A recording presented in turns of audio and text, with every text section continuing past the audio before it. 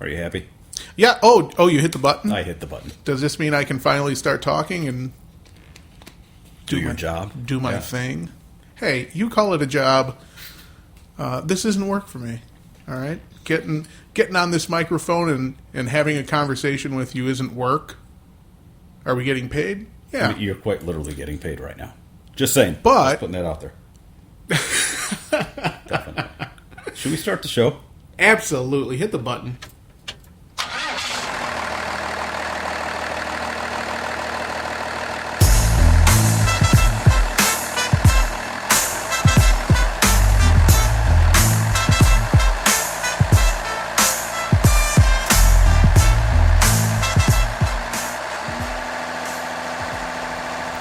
Hey, welcome back, everybody, to another episode of the Bob's Transportation Podcast. That's how you start a show. Yeah, that was much better. It took us a little while to get situated today, but our audio levels are good. My microphone is secure, and we're ready to roll. Yes, Angelo, how you doing today? I'm doing good. How are you? I am living the dream. There you go. Yeah, not too bad. Love to hear it. Right in the middle of my travel season for our third quarter meetings. And, you know, it's probably the best part of my job. Getting out there, having my meetings with the drivers, and just having a few days at each DC to hang out and connect with the team. Face-to-face time, yeah. It's the most important part of the gig, in my opinion. Good stuff. I want to know, are you selling the podcast while you're doing this? Am I selling the podcast? Yeah, like are you telling everybody about the podcast? Well, advertising? Of course. Promoting? We have signs all over the place. We have barcodes for each episode. And I get, you know, it's an uphill battle. Are you paying people to listen? Only one. I've only paid one. We're in the midst of hiring a promoter. Is that right? Help push this. Yeah. Oh, tell me all about it. The problem is, the first problem is budget. There is none. There is none.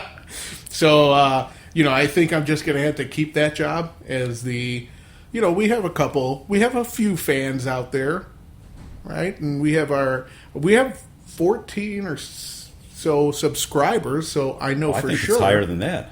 Did we lose some? Wait a minute. Well, we might have. I think I unsubscribed. I know, I stopped listening too. I'm just kidding. Yeah, in all seriousness, no. I think we're in the high 20s for subscribers, and we had a jump actually from last episode. Got a few more subscribers, so it's promising every time we see. Nope, that was the wrong button. I was looking for the. Oh no, that's also the wrong button. See, that's why we can't have nice things. More subscribers. Hey, we got there, all right. We got some buttons to play with, and sometimes they work, sometimes they don't. Yeah, you just have to remember what button does what, though, and that I do terrible at that. Like this, the one on the top, I don't even know what it does. I'm going to push it. All right, don't ever hit that button again, because nobody wants to hear that. That was back from my 80s music podcast. No, just kidding. What was the name of that podcast? The Back in the Day Cafe? Yeah, that's right. It's back when I had hair. Back in the... Wow. So we're going way, way back. Hair metal days. Did you ever have metal hair? I was 6 years old. I remember it like it was yesterday. We're going to have to...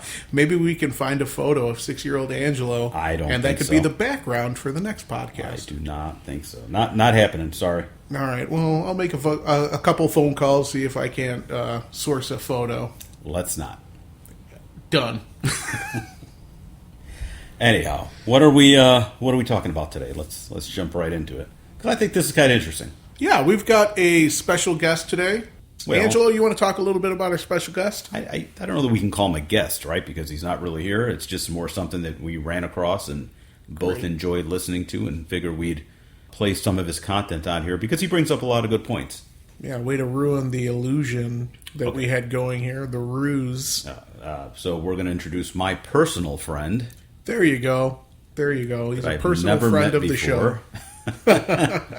No, this is if you've ever heard of That DOT Cop. So he's a DOT officer that has a YouTube channel and he gets into a lot of the issues that are of interest to truck drivers. Come across his channel many times and listened to his YouTube videos and watched them, and find it really interesting. He broaches a number of different subjects, and I think you find him just as interesting. And I think any person that works with or is a truck driver could definitely benefit from watching his videos. There's plenty of them on Facebook. You can watch all his shorts. Yeah. But on YouTube, he does his longer format videos, and they're so informational. And most importantly, they're spot on because he is a state DOT cop.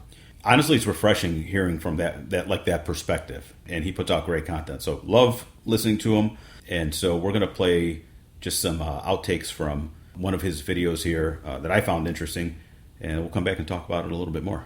Sounds good. So check this guy out. You guys are going to love him. If you don't follow him, not that we know him or anything, right? But give him a follow, but only if you follow us first. Yeah, I wish you promoted the podcast as much as you promoted him. But hey, we can talk about that some other day. Let's hear from that DOT cop, and we'll be back. All right, cue him up right here. Give this guy a listen.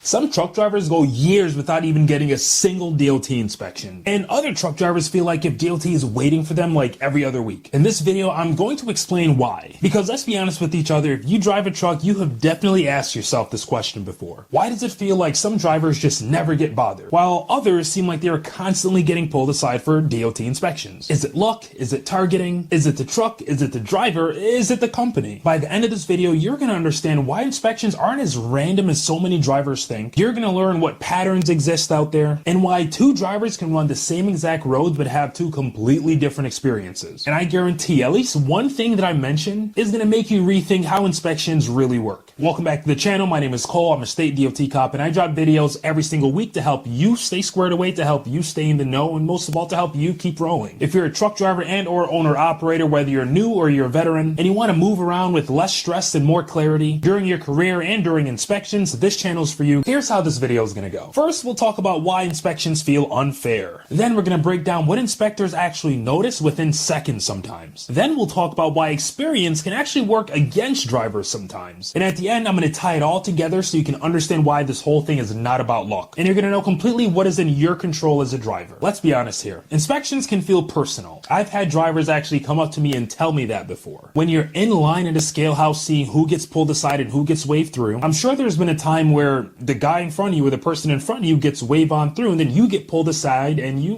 wonder, well, why me? And it feels targeted. And when that happens enough times to people, drivers start building stories, because that's kind of what makes the most sense, right? If I were to be driving a car and I keep getting pulled over every single day, but my friend or just someone I know is driving the same way as me and they never get pulled over, I'm going to start to feel some type of way. But here's the truth that most truckers don't want to hear. Inspections are not personal, but they are and can be pattern based. And once you watching this video, once you understand the patterns of DOT, of inspections, of compliance and everything like that, the whole system starts making a lot more sense. So inspections aren't always random, but they're not targeting either. So many drivers really love to argue about whether or not inspections are all targeted, or if a driver is targeted. The reality is they're neither fully random and they are not personal. DOT enforcement works on observable indicators. Not feelings, not grudges, not stereotypes. Indicators. That includes things like this: vehicle condition, carrier history, driver preparedness, time and location, and driver behavior before and during any initial contact. Two drivers can run the same exact road, yet still they present completely differently. Kind of like that example that I told you earlier. And this next part that we're going to talk about is where so many drivers out there don't realize this is why they keep standing out. So what exactly do inspectors notice first? And I mean within the first couple seconds in some cases. Like, what do they notice before the paperwork, before the logs, and before the questions? Like I said, there are some things that some inspectors notice almost immediately. How the vehicle approaches, how the driver reacts, how prepared the driver is. Now, none of those things are illegal, but it does send signals to that DOT officer. This is why some drivers feel invisible and other drivers feel, so to speak, watched. You wouldn't believe the amount of drivers that tell me on a weekly basis that they feel invisible. One guy I met said that he'd been driving for about 10 years and he'd never had an inspection, and no matter what state he is, the inspectors barely even look at him.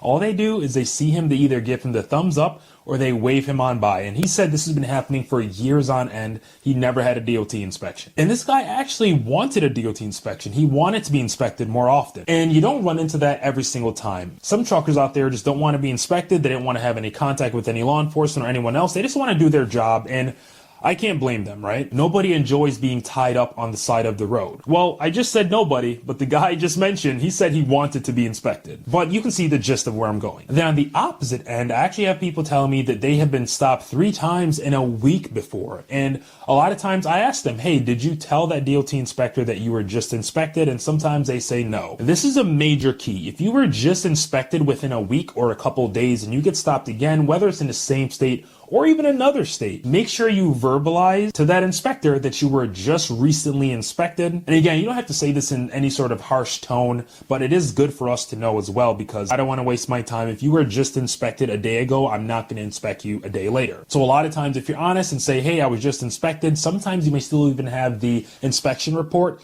You can show that and say, I was just inspected yesterday. And the majority of times, inspectors out there are not going to say, well, I need to inspect you again, unless something is very, very wrong. And that's something that I've found not even a lot of experienced drivers know, or it's not something that they practice. Speaking about experience, here is where experience can come into play, and not always in a good way. Because as crazy as it may sound, some really experienced drivers get inspected way more than non-experienced drivers. Now, this fact might ruffle some people, but I'm saying it as calmly and respectfully as possible. I'm just saying this based off of observation on the job. Super experienced drivers sometimes skip steps. They assume that things are fine with their paperwork and everything else. And many of them rely on habit instead of awareness. So in other words, the complacency is real. And it's not just in the trucking field, but we're talking about truckers today. It's the mindset of like, if everything was good in the past, then it should be good now. Or I've been doing this a while, everything should be okay. And that sometimes comes back to bite people. On the other hand, some new drivers are more cautious because they don't want to get in trouble. So they keep double, triple checking everything. Again, some new drivers, they are more prepared in some cases. And a lot of them are more by the book. And again, I say this loosely because it really is some. I've met some new drivers that are extremely squared away because they don't want to get in trouble and just because they want to stay in compliance. Then I've met some new drivers who have no clue what is going on and they completely disregard all rules, safety, and compliance. So if you can roll all this together here, experience is not the problem. Unchecked experience is the problem. And here's something that really puts it all into perspective. Once any driver out there believes that they're always inspected or that they're always targeted, every little thing confirms it. Every inspection that they get just reinforces this belief. So if they got inspected 3 months ago and now they're getting inspected again months later, boom, it goes right back to their head. Here I am getting inspected again. When that's actually not a bad record, getting inspected every couple months. Another thing that confirms so many drivers out there believe that they're being targeted is that when they're sitting in line for a scale house and then a drive-by goes by and then the DOT inspectors don't go after that drive-by. That super frustrates people. But in other videos, I've explained why that happens sometimes. Keep in mind, all of this is not DOT psychology. This is just human psychology. The truth is, consistency matters way more than luck. Drivers who are consistently prepared, predictable, and calm, they sort of blend into the system, while drivers who aren't really stand out. Here's a part that most drivers can actually control. You as a driver, you can control your preparation to be on the road. You can control your own consistency. You can control your behavior while driving and during any contact with DOT. But what you can't control are these things. You can't control when inspections happen, where enforcement is focused, or who else gets stopped. All of those things that I just explained, the things that you can control to be better and the things that you have no control over, those things explain most inspection patterns that so many drivers see. So let's recap. Inspections are not 100% random, they are pattern based. Super important to remember that. Some drivers do well at blending in properly and other drivers unintentionally stand out. And this is a big one coming up. Experience can help or it can hurt in some cases. And perception matters way more than drivers realize. Remember when we talked about a driver thinking that they're always targeted because every couple months they get a DOT inspection? That ties into this. Until next video, stay safe, keep rolling. And we're back. All right. That's pretty good. That was really good. I love that guy's videos, I gotta say. Always full of information. And the most important part is it's accurate information. You can go on, Facebook, YouTube, and watch, there's hundreds, thousands of Opinion videos. Exactly. And they're targeted towards, our drivers, not just our drivers, truck drivers in general. And unfortunately, that kind of helps the spread of misinformation. Yeah. So anytime you find somebody out there that's giving good factual information, you gotta highlight stuff like that and point it out. So hopefully, we can send some followers his way, and he This can guy, keep on spreading the good news. He tells it how it is. I mean, that's right from the DOT cop's mouth, right? Yeah, quite literally, and that I think adds to his credibility. Any major takeaways from that? I do, and so it's funny. I'm listening to that, reflecting back to my years in trucking and how many times I've been inspected, and then also now in my position with this company, and I look at our drivers and how they get inspected, and we're really inspection heavy on the West Coast, and so I think back to a lot of reasons why are we getting inspected? Why did I get inspected in the past? And some of the things that he said that really resonated with me, number one was complacency, right? This should be good. So I'll give you an example. You drive the same truck every day, right? So you come in, you do your shift, you go home, and you come in tomorrow and you think, hey, why do I have to do a pre-trip? Yeah, I This did should one be yesterday. good. I just drove it. Yeah. Yeah. You don't know what happened overnight. Did somebody move your truck? Did a service get done? Did a storm roll through? Was it vandalized? I mean, anything could happen, right? I could go through 1,000 scenarios. B, your pre-trip is required, right? But not only that, don't you want to know, have that certainty that you're in a safe vehicle before you take off? I mean, I do. Maybe you don't. But No, I just get in and throw caution to the wind. No, but just because you were in it yesterday doesn't, it should be good. That's not great in my eyes. No, it's like I tell the drivers all the time, and I probably say it once every meeting. Focus on what you can control, and make sure that that's good. If Absolutely. you take care of your pre-trip, if you've got your paperwork, everything is logged properly in your tablet, and everything is done by the book, you've got nothing to worry about if you do get pulled into that scale. Hey, listen, if I was driving today, knowing how we reward our drivers for those good inspections, I'm out there looking for inspections, right? That would be me, because I know, if I came in and I did my pre-trip right, there is no reason I'm failing an inspection. I'm passing 100%, right? And I know I'm going to get that little reward that's coming to me, so why wouldn't I want to be inspected? Yeah, you're right about that. I mean, let's just call it what it is. It's every little bit helps. What's that saying? Two in the hand is better than one in the bush. I don't know. We'll work on that. We're going to Google that one, and maybe we'll. I don't know what that is. I should have maybe went there. we'll start off next episode with sayings that make sense. Maybe we could do a whole episode on that. The other thing that made me chuckle a little bit was when he talked about nervousness, right? Like, a lot of your presentation is what they're looking for, because they're trained to look for different signs, body language, etc. And it reminded me, this is kind of a sidebar story, but years ago I was training a new driver in my company, and we were on the East Coast, and we got pulled into a scale house. It was late at night, and we were team driving, and this was his first week on, and he had never had an interaction with a DOT officer before. So we pull into the scale house, and I'm like, all right, let's go in, and he's like, well, what do we do? And he was so nervous. And I'm like, this is not a big deal. We're going to walk in. He's going to go through our paperwork. He's going to tell us if he wants to inspect the equipment, and then we'll be on our way. And he was freaking out so bad, so we went in, and I said, well, I'm not going to do any talking. Let me just let him walk up and see what happens. And the cop's looking at him, and he's like, he's just sitting there drenched in sweat. And I won't say his name, because if he listens, one of these days to this podcast, I don't want to embarrass him, but real good guy. Anyways, he's drenched in sweat, and the cop's like, hey, are you okay? What's wrong with you? Why are you sweating so bad? And I'm standing behind him cracking up, And he looks at me, he's like, what's going on with this guy? And I'm laughing so hard. I'm like, this is like his first week on the job, and this is his first inspection ever, and he's super nervous about it.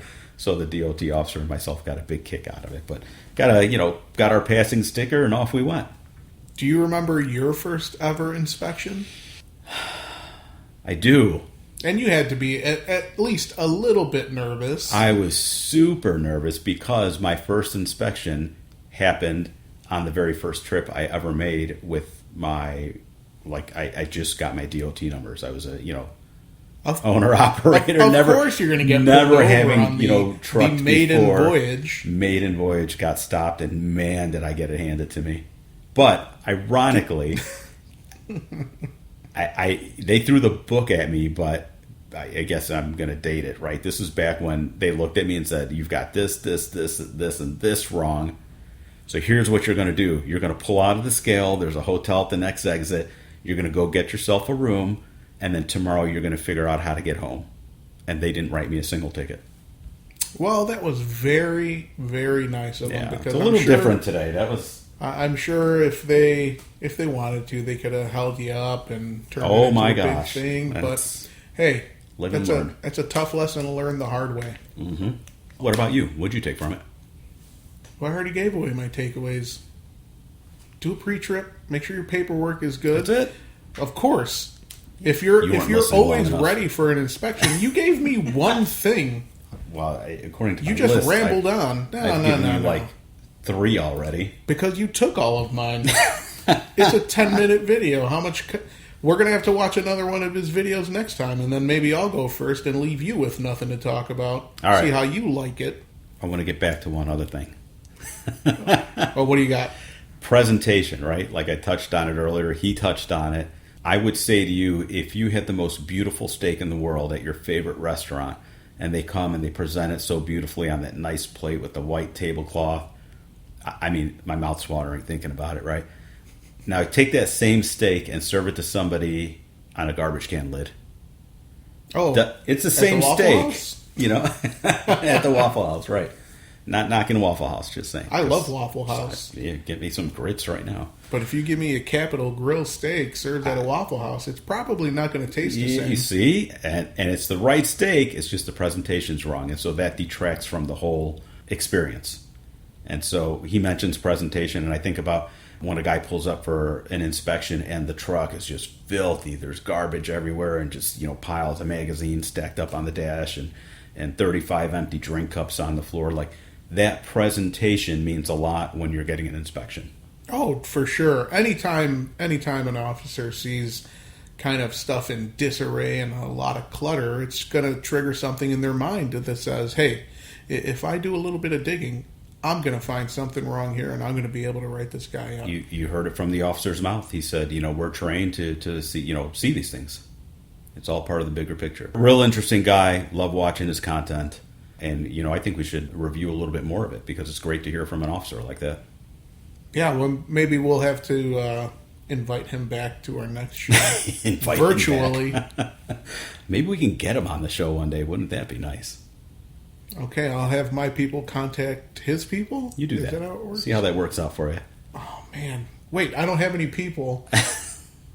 Maybe I'll send him an email after we use enough of his videos. Hopefully we get him some subscribers. Well, he's probably going to talk you into buying his, he sells, subscriptions to his, in-depth content, which is free. Thinking about doing it, to be honest. I bought her already. Who am I kidding? The best $1.99 you spent. Hey, man, good information doesn't and have it's to not be bad. expensive. He's only asking for $1.99 a month. Small price to pay. Worthwhile expense. To get that DOT cop's expertise. Yeah, give him a look. You'll find him on YouTube, Facebook, other social media platforms. Definitely an excellent resource. Tons of really good factual information that will not get you in trouble later on down the road. That's right. You know what we should do? He had that video about all the myths. Maybe Trucker myths. Maybe we can do that. give That's that a one good a one. listen next time. Is it a myth? Do you have to have white bed sheets on your mattress? You'll have to stick around and find out. Maybe we'll let you know next episode. But for today, we're going to wrap this one up. Everybody, thank you very much for your time. We appreciate it. Angelo, you want to sign us off? Yeah, have a Bob-tastic day. On that note, keep it safe, That's everybody. the winner.